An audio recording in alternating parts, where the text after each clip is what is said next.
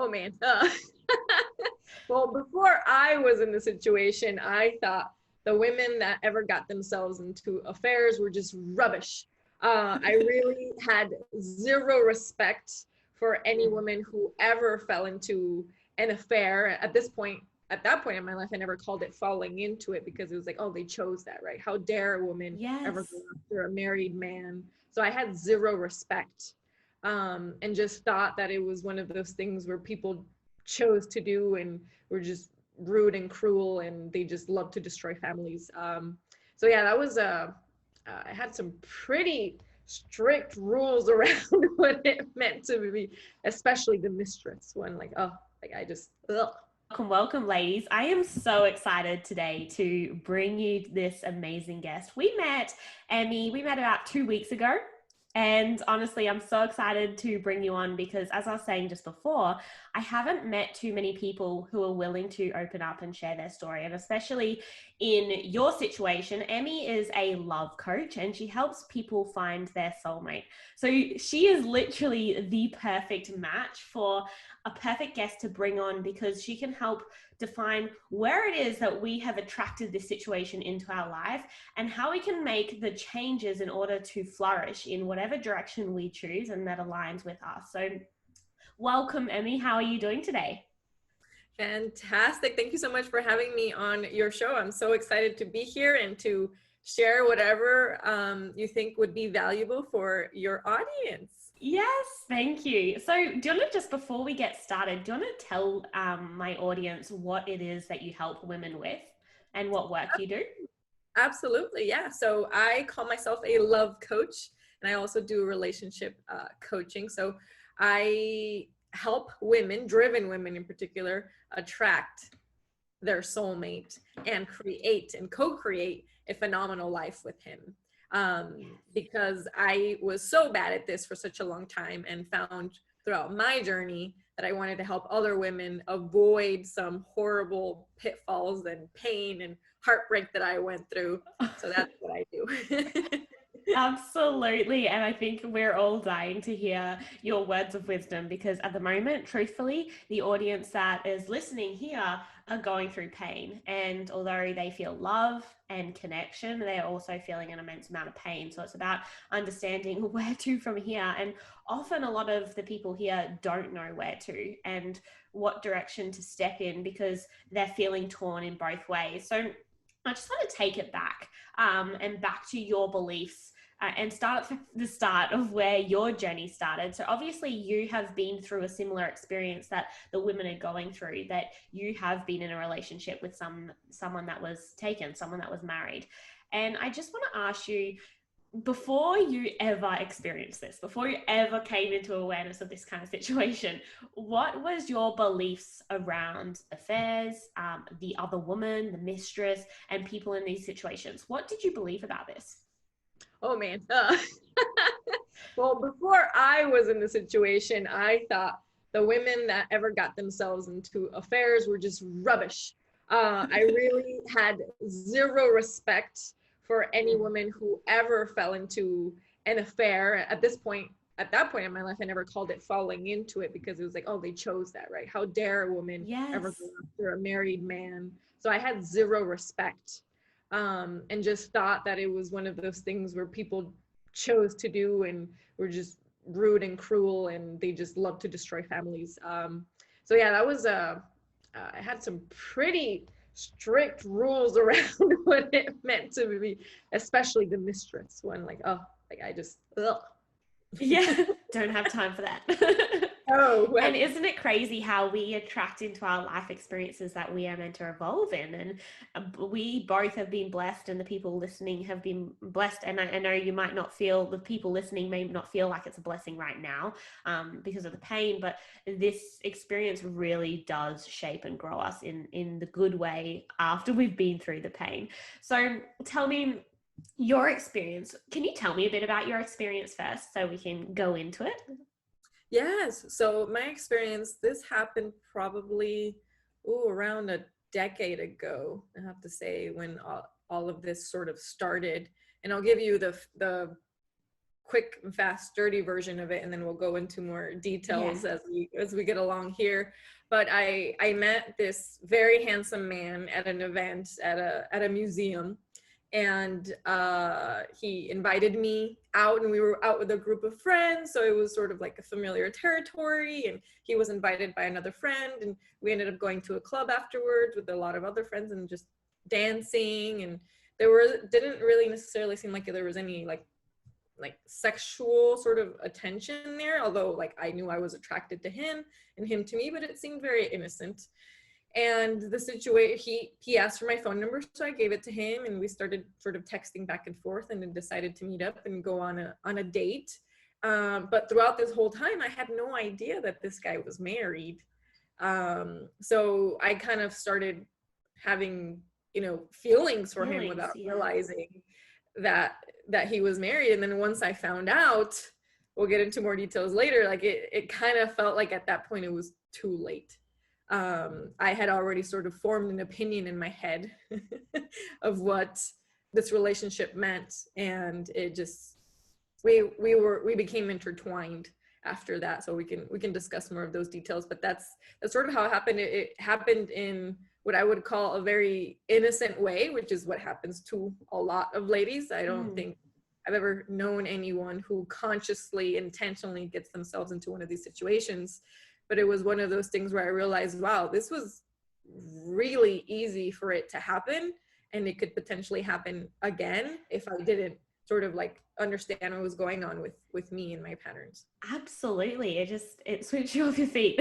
So Yeah. tell me so for me, when it started, I wasn't aware that what was going on at all. And so when you were going through this experience, were you aware that this is a kind of affair experience, or were you completely thinking that was something different?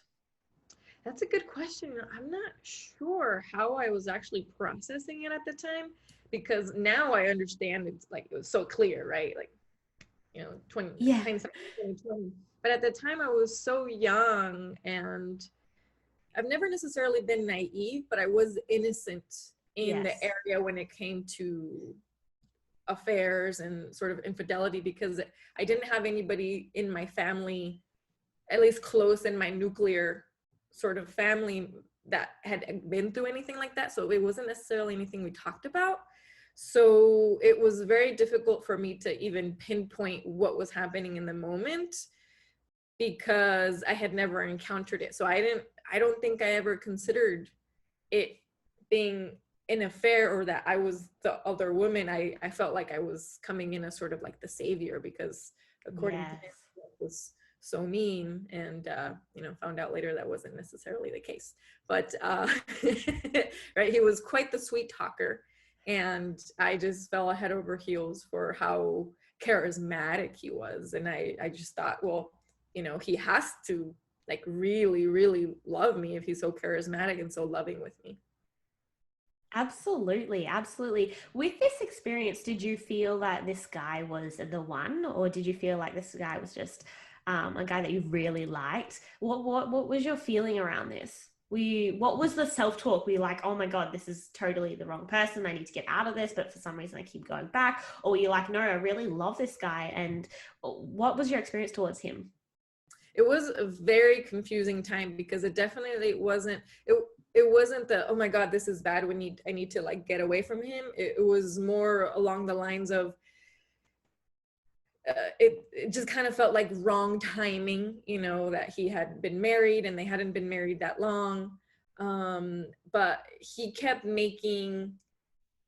was so adamant that I was the one, and he told his mom and his brothers and his siblings about me. So because he was so adamant that I was the one, I started believing it, right? Because I'm not sure I even knew what was going on, Yeah. but because of his sort of intensity around the situation, I started thinking like, oh wow. And then I started thinking like, oh well, you know, what are the odds of us running into each other and him liking me so much, and just sort of the universe brought us together. And I think I was forcing signs from the universe to like make sense in my head, and not really trusting the true intuition. I had to make sense of it so that I wouldn't feel so bad about myself, I think.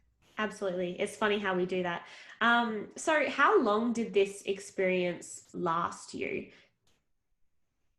Oh, I would say probably on and off with sort of all of the breaks that we had in between, sort of like the not talking and talking, him continuing to reach out, probably a whole year.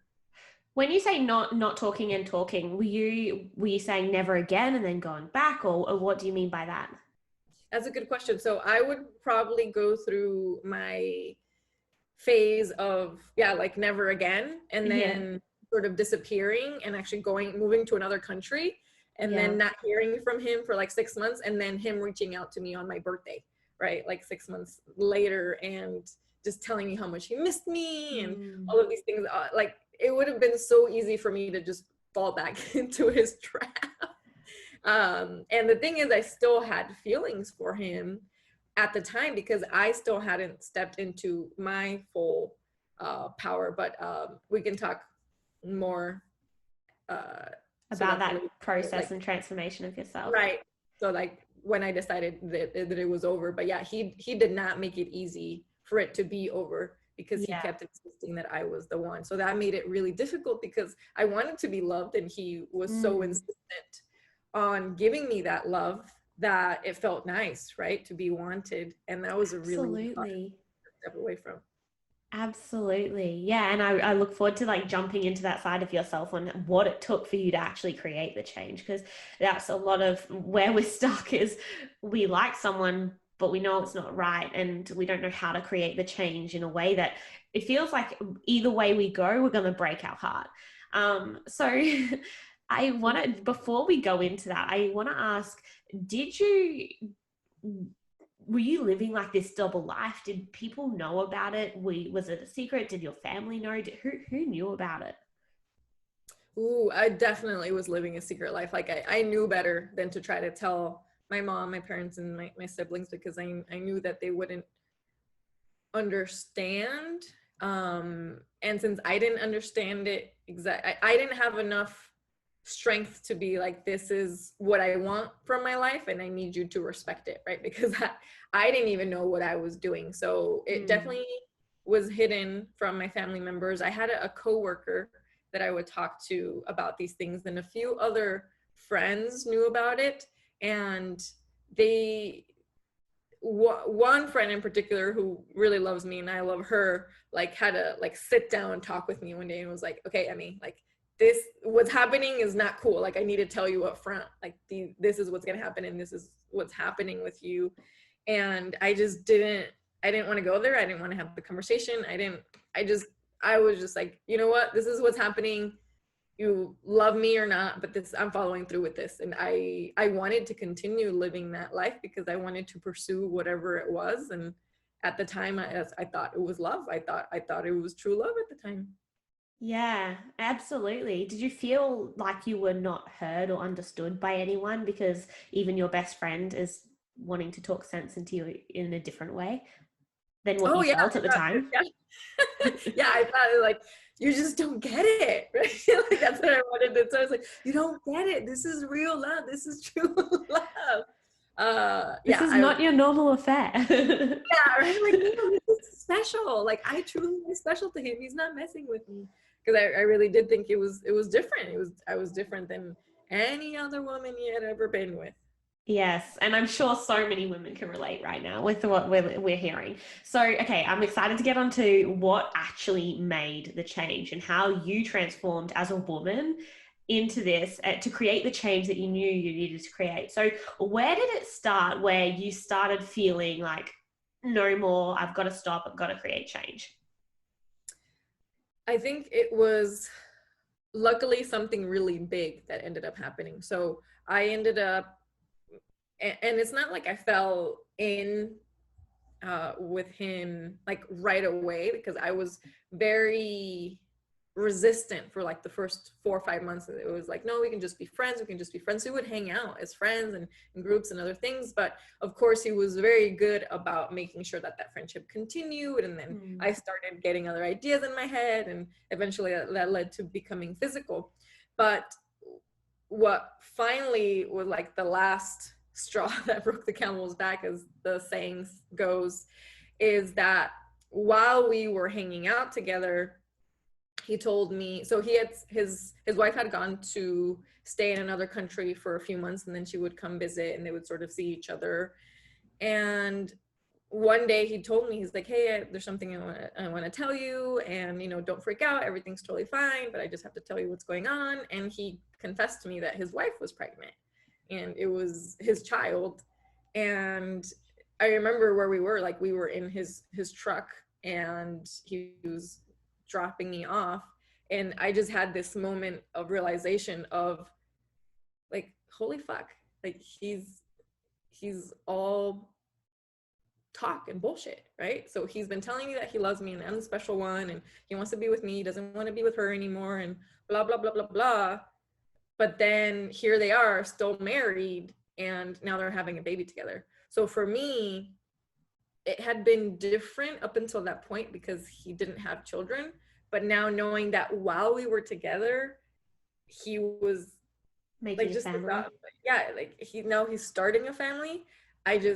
That was it. Like it ripped my heart out, and I said, that's it. And then I just decided that I wasn't. So I don't, it wasn't necessarily this moment of courage of like, I decided, because I don't know what would have happened if that particular thing hadn't happened. But I'm grateful that the universe gave me enough sort of insight to be like, okay, this for some reason was one of my deal breakers. Like for some reason I could have an affair, but not if he was having a baby.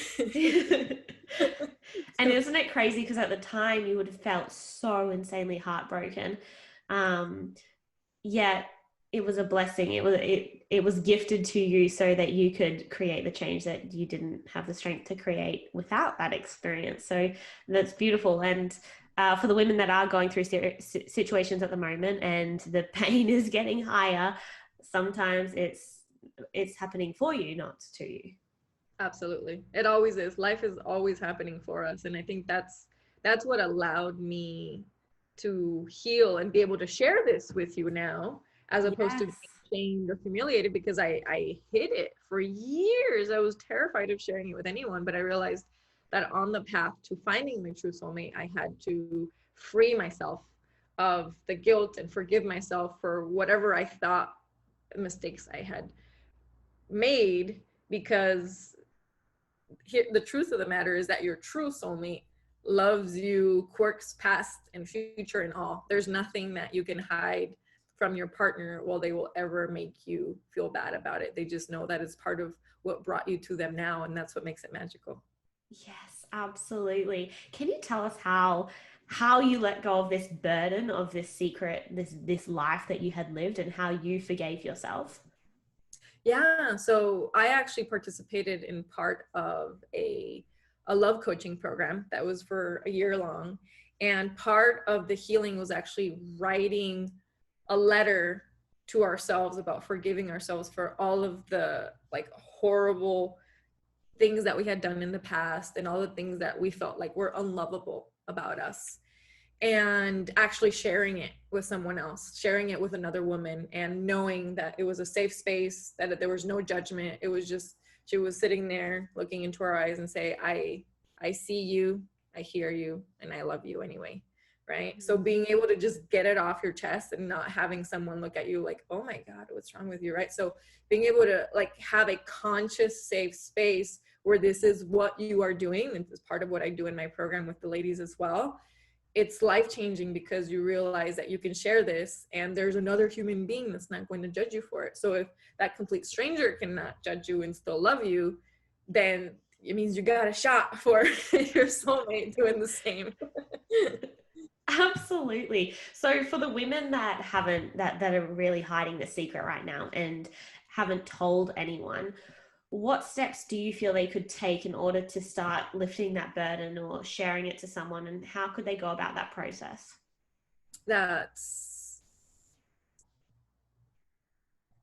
one of the things that I think would be powerful to share, like someone with you, right? Women who have been through the process, and to be able to get some coaching around that with you or someone else that they trust. So I would go about it with my best friend now, knowing what I know now, right? And being able to share with them and say, hey, I have I have something to tell you, but I feel just very awkward about the whole situation. I don't know if I'm embarrassed, I'm humiliated, and I kind of just need to get this off my chest.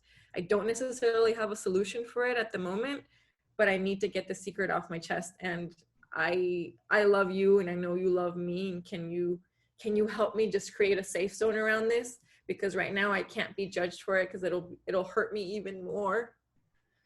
And I just need to tell you this, and I need to hear from you that even when I tell you this, you love me anyway.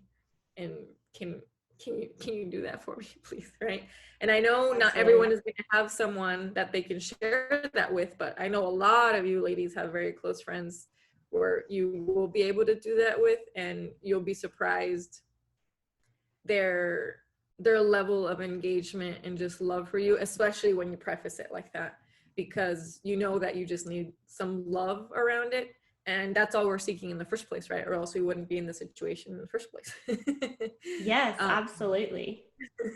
And it's crazy how much just sharing it with someone lifts that off your shoulders and you become a bit stronger. Like when we're carrying this all by ourselves, it's such a heavy burden to carry, and just sharing it with someone that you care about and who cares about you is such a weight off your shoulders without getting anything in return, just being able to say the words and get it off your chest. Yeah, and I think that that's part of the healing process, because anytime we're ashamed of anything, the more we keep it to ourselves, the greater it grows, right? Because it's growing in that darkness. And the first step to being able to heal the process that you're going through is to be able to share it with someone else in that space of like, hey, this is embarrassing, and kind of like I feel kind of ashamed of it, but I need to tell you anyway. It kind of kills the gremlin, right? That's the first step. Yes, absolutely. Absolutely. It's such a powerful thing to do. So, in regards to your journey, you've obviously done so much work on yourself in order to attract your soulmate and stop attracting those kind of situations that bring you so much pain. What do you feel what journey did you go on, and did you feel that this affair experience came to you to give you? Ooh. So Why do you feel you attracted it in your life? I know now that part of the reason why I attracted that particular situation to me was that I could become a love coach and help women transform their love lives for the rest of their life. And the reason I say that is because I have attracted anything and everything you can imagine in the love spectrum world, from men that I lived with a narcissist for 2 years and got to experience what it felt like to be terrified and to have, be gaslit on a regular basis. I attracted that man. In the affair, I attracted men that were very, very feminine and were like lapdogs and pleasers. So I think that I really do believe that part of the reason why I attracted that particular situation was that so I could be like live my mission and purpose on this planet and actually help women going through this. Because if I can't relate to what you're going through or what I've been through, then why would you trust me in this process? So that's been for me an absolute blessing. And now to understand the contrast, right? So I know what I have now with the love of my life, and knowing what I was quote unquote settling for, right? Being a mistress of this man when I thought that was true love, but it wasn't. It was true manipulation, is what it was. Yes. Yes, absolutely. So you're saying that you are settling for this. For the women that are listening right now, if you were looking back on your younger self, what kind of, and you came in as the woman, not the girl that you were at that time, what kind of boundaries and how would you approach the situation differently if you did say fall for this guy, but he was married? How would you treat the experience, knowing that you liked him and say you wanted to be his husband? How would you as a woman treat and approach this experience? Now, with what I know now and who I've become, as you said, I'm the woman now and not the girl who has experienced all this, because the potential for this happening again has always been there, right? That's always the case. I've actually attracted many other men that were married, but it's a completely different story, because now I know, at the time I thought that my soulmate might potentially just, have bad timing, and he happened to be married to someone at the time, and I just had to wait that out. And there's a book that I read called The Soulmate Secret, and one chapter is dedicated specifically for women who are dating men who are married. And Ariel Ford talks about how that ain't your man, honey. It's not bad timing. It's the universe telling you he is not available for you now. He is not emotionally, physically, he is somebody else's person. And say 5 years from now, you encounter each other and he's divorced and single for a while, and you guys happen to meet each other again, that's a completely other story. But too many of us have this fairy tale sort of story running in our heads of like, well, we were meant to meet for a reason. Yeah, that reason doesn't necessarily mean that you were meant to be together now. So once I went through my development and understood the process of when I had a potential for a man to want to date me, when I knew he was married, it was very easy to tell them, I'm flattered. I'm glad you're going through your process. I'm not available for that, but I wish you the best of luck. Right. So it's a very healthy boundary that I set for myself, because I knew from the bottom of my heart now that there's no such thing as just bad timing, or I'm the savior coming in to save him from his horrible wife. No. If he's not available right then and there for actually being my partner now, this isn't like a future project for being my partner now, then he's not my soulmate. Your soulmate has to be ready physically, mentally, emotionally, physiologically now. Yes, absolutely. So I have a question on that. So a lot of women I'm sure you work with have encountered unavailable men. How do they have the strength, or how can you help them with the strength to leave something that they feel they love? How I was able to leave any situation that wasn't right, because I can tell you how hard it was to leave even a man who wasn't in an affair, right? So this applies to other relationships. It's not just about when you're caught, in living a double life, but the only thing that I've been able to hold on to, even within the pain, was the knowing, the faith, okay? The faith in knowing that my true soulmate was out there and he was waiting for me, and that everything I've ever wanted and desired, to be loved and adored and to be cherished and just spoiled and rotten, was like in my grasp, right? Like I just had to wait out for that. And I remember one of my friends asked me once, or like, how were you able to like let go of, your ex? And he was wonderful guy. He just wasn't ready for the next step. So I knew that he just wasn't ready for us. Like he just wasn't my guy, and hurt like freaking hell. It took me 6 months to get over him, like, well, longer than that, but like 6 months of feeling like I was having a heart attack every day. Like that's how much it hurt. And we were walking down the beach, and she asked me, like, how are you able to let him go? And I finally just told her, I was like, you know what? I love him. I truly do. But I love myself more. Yes, absolutely. That's so true.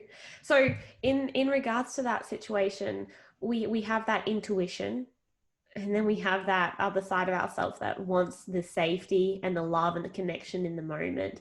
How can you help women understand what is their intuition, and knowing that they are worthy of way more than they're currently getting, and determining those two voices of the intuition and what it wants right in the moment?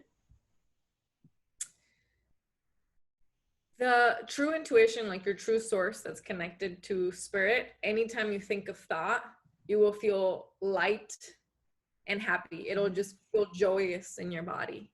When you're thinking from a place of scarcity, because that's what it means to be like, oh, well, I want this love and connection now. And it's not true love, it's just connection, right? And it's a temporary kind of, it's like an addiction, right? Like you're addicted to heroin, we're addicted to toxic healthy men. It's the same sort of setup because you haven't broken that pattern. So not being able to leave a situation like that, it's not easy. It's not one of those things where I can tell you like, oh well, like just leave, like what's the big deal? Yeah. Just get There's out. So right, like not it's that simple. right. No, I understand there's a process to it, and it it can be painful, but I can tell you it's absolutely worth it. And the main process is doing a lot of work on yourself and sort of realizing what is it, how do I truly feel love, like what does it mean to feel loved and appreciated. And if you really start keeping track of the moments where you feel like you're just scraps or second best, that's when you start sort of keeping tabs of like, wait, like when do I feel like I'm number one? Yes. Like if you're tired of feeling like scraps on the table, like you're not the main entree and you just get like random moments of his attention and you're like settling for that, like that's, you have to get fed up with it. Like if you're okay with that, I can't help you. But if you're freaking tired of being just, you know, an option every once in a while, then that's when, you know, they need to talk to people like you so they can realize, wait, hold on a second, like I am worth more, I do deserve more. But you, what I've found is we all come to some sort of a breaking point, and it'll usually be something that happens where he'll go on a vacation, you know, with his family, and you're seeing photos of vacation, you know, they went to Bora Bora or wherever, and it just, and now you're left alone for like 18 days and you have zero communication because, you know, he chose not to have any calls on purpose. Yeah. Right. So now you're thinking, well, how can he love me? And, you know, now I'm seeing all these pictures of him and his family, and it just, there will come a point and you will feel it, it'll make your gut just honor that. Know that that is not how you're supposed to feel. That is not what love is supposed to feel like. If you're feeling like you want to throw up on a pretty consistent basis, that is your intuition telling you something is wrong. Something has got to change. Yes. Yes, absolutely. So for these women that are feeling that, what transformation do you take women in? So we are right now experiencing something that is really painful. And we know that this is not what soul love and connection is. Yes, you may feel fully in love with the person that you're with and want to be with him, but the tension that's between the yo-yo effect that's between the relationship right now is not what you want in an ideal relationship. So what kind of transformation do you take women on into finding their soulmate? So that's a really fun question because let's dive into it. So the first thing we're going to do is some different modalities that I'm certified in. So I'm certified in hypnotherapy, in rapid hypnosis, and in superconscious recodes. So the first thing we have to do is find the source of where and when your brain, as a little baby girl from age 0 to 4, decided that pain equals love. Okay, because I can tell you right now, so interesting.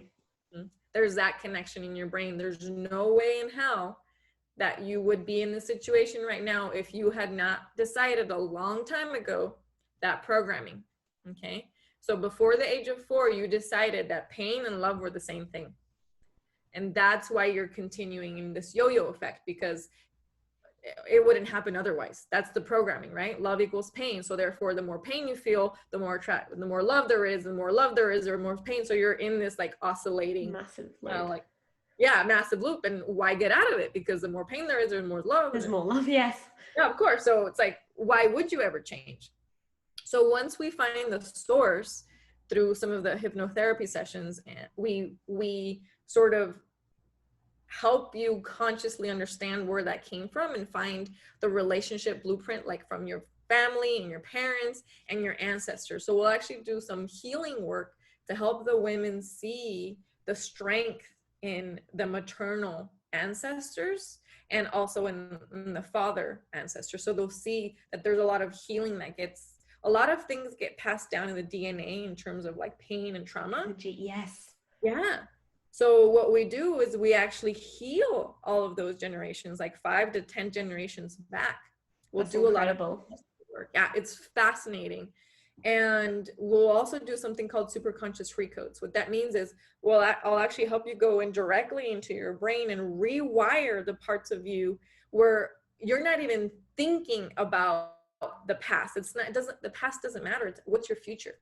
What do you actually want? Because what I encounter is a lot of the women who are going through a similar situation is what we're describing here. And this was me. I didn't actually know what I wanted from a relationship, right? Like, what did that actually look like? So until you can define what you truly want, you're going to be getting some random shit, because if you don't if you don't aim right on the dartboard and you just throw it somewhere and you're like, oh, I hit the wall, that's good.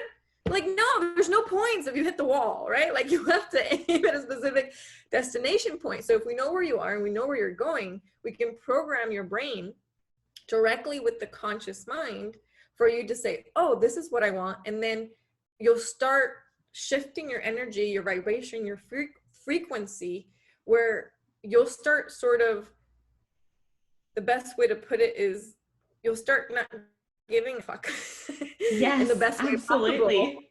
In the way where you're creating boundaries with people who you couldn't create boundaries with before, right? Usually women in these situations, this was me, like, we're people pleasers, you know, we want everyone to like us, so we don't know how to say no, right? Because if we did, then we wouldn't have gotten ourselves into the situation in the first place. So being able to step into that zone of like, no, I have a clear vision of who I am and where I want to go. And when you have that, then you know what you deserve, you know what you're worthy of. And you'll literally start completely shifting. Like, you'll lose a lot of friends. Yes, But yes, you you'll make will. space for a whole bunch of new ones, because you're completely living in a whole new world, a whole new frequency. And a lot of people won't recognize you, and they'll tell you, wow, you've changed. And you get to be proud and say, yes, I have. Yes, absolutely. It's so true. And it can feel uncomfortable when you are setting these boundaries and these standards for how you show up in life, what you attract into your life. It can be uncomfortable letting what is no longer needed out the back door. It's so uncomfortable because you can feel like you are facing loss, and that you're losing something. But in actual fact, you're making so much space for everything that you can gain. And so it's super special. Exactly. Yeah, that's exactly it. And a lot of that energetic work we use in the physical space as well. So I'll share this with your ladies, if anybody's listening to this. Like, one of the main things you can do right now is literally just go through your closet. Go through your closet, throw the things out that don't bring you any joy. And here's another trick. Okay. I want you to leave like a quarter of your closet space completely open, because that's the space for him. Oh, I That's love it. yeah. That's beautiful. That's amazing. Thank you for these tips. This is so helpful, and I know a lot of the women will find this helpful. It's so refreshing to be able to speak to people that have gone through a similar situation, because you can speak to coaches and therapists and everything like that. Yet it's such a, as you said, when you first, your first opinion on affairs before you even got into this was trash. Like, I wouldn't even entertain it. I would never go into that situation, yet you fell into it. And so I think that is often the belief with a lot of the women we're talking to here, is it's not even me, it's not even my identity. So to be able to open up to someone like yourself is so beautiful, especially with the path and career and background that you have in actually finding, once you've gone through setback, how to find what is right for you. That's beautiful. Awesome. Alrighty. If you were to, if we were to close this up and to leave the women with some kind of support information that would help them through this journey that they're going through currently right now, what kind of wisdom would you share with them? What kind of point would you leave them with? That's beautiful. So I'm actually going to close with what I close with all of my clients, and what I truly, honestly feel with every single woman I encounter. And it's the following words: You're not broken. You don't need fixing. You just have some unconscious patterns you've been running for a very long time. And we're here to shift those. Yes, absolutely. That's so beautiful. Yeah, we talk about that more, but like this experience is just an experience. Yeah, it's deep. It's the pattern of something so much deeper. And I think that's why Emmy is so amazing, as you help people find out how do we stop creating experiences that cause us pain, not just this experience that we're in. So thank you. If people want to reach out, get in touch with you, where can we find you? Where can we Yeah, hang so out with you? come hang out with me. So I have tons of places to hang out with me on my personal Facebook, and there's a group that I have that you're all welcome to join. I have a whole bunch of wonderful freebies and a whole bunch of like cool videos in there. But the best way to get a hold of me if you want to have easy access is to email me. And the email for that is dualityofathena@gmail.com. So that's dualityofathena. Beautiful, beautiful. Thank you so much. Your energy is just beautiful, and it's such a pleasure to have you on this call. I can't thank you enough for being able to share your story and to be open so that these women can help go through what they're going through. Thank you. I feel blessed and honored that you brought me on here today, and I love you all. Thank you so much. Bye for now.